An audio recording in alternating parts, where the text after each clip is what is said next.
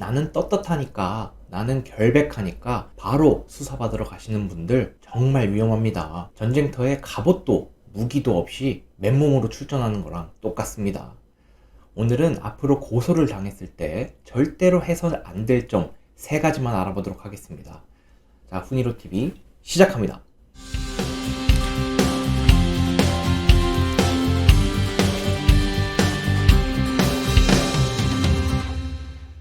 안녕하세요. 훈이로TV의 김기훈 변호사입니다. 자, 오늘의 주제, 고소를 당했을 때 절대로 하지 말아야 할 점 3가지에 대해서 설명드리도록 하겠습니다. 우선 고소가 뭔지에 대해서 간단하게 설명을 드리자면, 피해자가 수사기관, 여기서 수사기관은 대부분 경찰서를 의미하는데요, 범인을 처벌해 달라고 요청을 한 것입니다. 범인이 이러이러한 행동을 했으니까 죄가 되는지 여부에 대해서 수사를 하시고 죄가 된다면 처벌을 해 주십시오 라고 요청을 한 것입니다. 그렇기 때문에 고소가 되었다고 해서 내가 바로 죄인이 되는 것도 아니고 바로 처벌을 받는 것도 아닙니다. 그러니까 절대 오해하지 마세요. 이러한 고소를 당했는지 여부에 대해서는 어떻게 알 수가 있느냐? 크게 3가지인데요. 자, 수사관이 전화나 문자 등으로 연락이 옵니다. 그래서 전화가 오거나 문자가 오면은 이런 내용이죠. 어디 경찰서로 출석을 해주셔라. 조사를 받으셔야 된다. 근데 이제 전화나 문자가 안 되는 경우가 있겠죠. 그런 경우에는 공문 형태로 이제 출석 요구서가 자택 등으로 전달되는 경우가 있습니다. 전화도 안 되고 뭐 공문도 안 된다면 직접 수사관이 방문하는 경우가 있겠죠. 이렇게 고소를 당했는지를 알았다면 무엇을 주의해야 되는지, 자, 첫 번째, 수사관과 전화나 문자로 범죄와 관련된 말을 절대로 해서는 안 됩니다. 이게 무슨 의미냐? 자, 수사관이 전화나 문자로 물어보는 것은, 자, 고소를 당하셨으니까 조사를 받으러 오십시오. 그래서 그 일정을 정하는 내용을 얘기하는 거지, 범죄와 관련된 말은 조사를 받을 때 하시는 겁니다. 예를 들면, 아무개 씨 이날 거기서 뭐 하셨어요? 뭐 누구랑 언제 거기 함께 있으셨죠? 뭐 그때 고소인한테 뭐 이렇게 하셨죠? 라는 내용들은 범죄 사실에 대한 내용입니다. 그러니까 범죄 사실에 대한 내용은 조사를 받으셨을 때 얘기하시면 되는 거예요. 지금 전화 수사를 받는 게 아니기 때문에 전화로 말씀하실 이유가 전혀 없습니다. 그리고 심지어 어떤 경우는 뭐 범죄 혐의 인정하시죠? 뭐 고소인이 이렇게 말씀하는데 범죄 되는 것 같은데 뭐 이렇게까지 말씀하시는 경우도 있었어요. 인정 안 하면 형량 세지는 거 아시죠? 거의 협박조로 말씀하시는 경우도 간혹 있었고, 근데 최근에는 이러한 내용들이 거의 없어졌습니다. 수사관님들께서 뭐 이렇게까지 말씀하시는 경우가 많이 없어졌는데, 그래도 우리는 대비를 해야겠죠. 이런 내용들은 절대 물어봐서도 안 되고 조사 단계에서 물어볼 내용이지, 절대로 유선상으로 이런 내용들을 언급하셔도 안 되고 그냥 아예 무시하십시오, 이런 말을 한다면. 주의할 점 2번째, 바로 조사받으러 가지 말라는 겁니다. 바로 조사받으러 간다는 것은 결국 아무런 준비도 없이 또는 대비가 현저히 떨어지는 상태에서 조사를 받으러 간다는 것인데 불리할 수밖에 없습니다. 그러니까 방어를 충분히 하셔야 되는 거죠. 또 내일 일정이 있지 않습니까?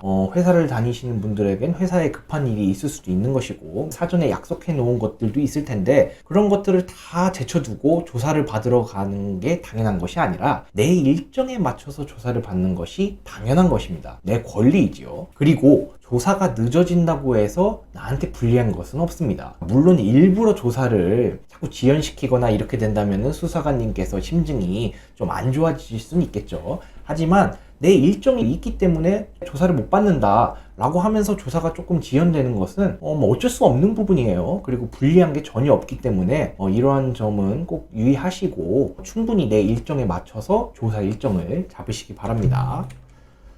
그리고 주의할 점 3번째, 고소장을 보지도 못한 채 조사받으러 가지 말라는 거예요. 이건 너무나도 중요한 사실인데, 고소장에는 최소한 내가 어떠한 내용으로 고소당했는지 다 써 있거든요. 근데 이 고소장을 내가 볼 수 없다고 생각하시는 분들이 꽤 있습니다. 하지만 고소장은 당연히 볼 수가 있는 거예요. 못 보면 오히려 너무 불리한 것이죠. 내가 어떠한 내용으로 고소가 돼서 수사받는지는 내가 알아야 충분한 방어 준비가 가능한 것인데, 고소장도 못 보고 거기서 증문즉답하는 게 아니지 않습니까? 그래서 고소장에 대해서는 내가 당연히 볼 수 있는 권리가 있는 것이고 꼭 보셔야 되는 겁니다. 이 고소장을 어떻게 볼 수 있느냐?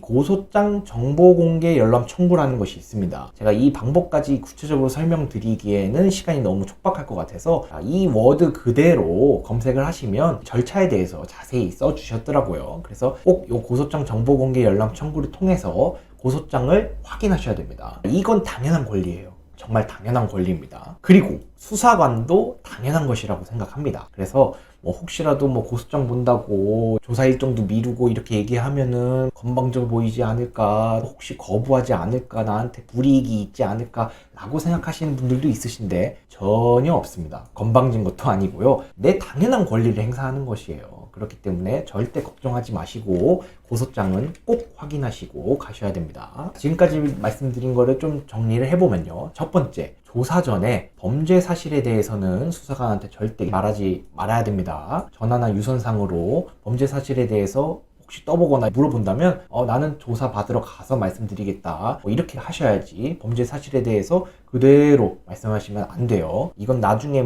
증거로 쓰이는 건 아닌데 심증에 영향을 끼칠 수도 있겠죠. 그래서 말씀하시면 안 됩니다. 두 번째로는 내가 너무 억울하고 떳떳하더라도 바로 조사받으러 가지는 마세요. 억울하고 떳떳한 것과 떠나서 고소장도 확인을 해야 되고 내 일정도 있기 때문에 일단 고소장을 확인한 다음에 다시 일정 잡겠습니다 라고 언급하더라도 절대 불리한 것이 아니기 때문에 걱정하지 마시고 변호사를 통해서 조력을 충분히 받으신 다음에 조사받으러 가도 문제될 것이 없습니다. 고소장은 정보공개 청구를 통해서 확인할 수가 있고요. 고소장 내용을 꼭 확인한 다음에 내가 반박할 증거 그리고 내용 어떻게 대답할 것인지 충분히 생각하고 대비한 다음에 출석하시기 바랍니다. 오늘은 이렇게 고소를 당했을 때 내가 어떻게 해야 되는지에 대해서 설명을 드렸는데요. 고소를 당했다고 해서 바로 죄인이 되거나 처벌을 받는 것은 아니기 때문에 충분한 대비를 통해 억울함을 푸실 수 있을 것이라 생각합니다. 그리고 앞서 말씀드린 것처럼 만약 고소를 당했다는 연락이 왔다면 한 템포 쉬시면서 어디 경찰서 수사관님이신지 정도만 확인하고 전화를 끊는 것이 가장 현명할 수 있습니다. 그 다음에 제가 설명드린 내용처럼 천천히 일정을 잡고 고소장도 확인하신 다음에 대응하시기 바랍니다. 오늘도 영상 시청해 주셔서 감사드리고 다음 영상으로 찾아뵙도록 하겠습니다. 감사합니다.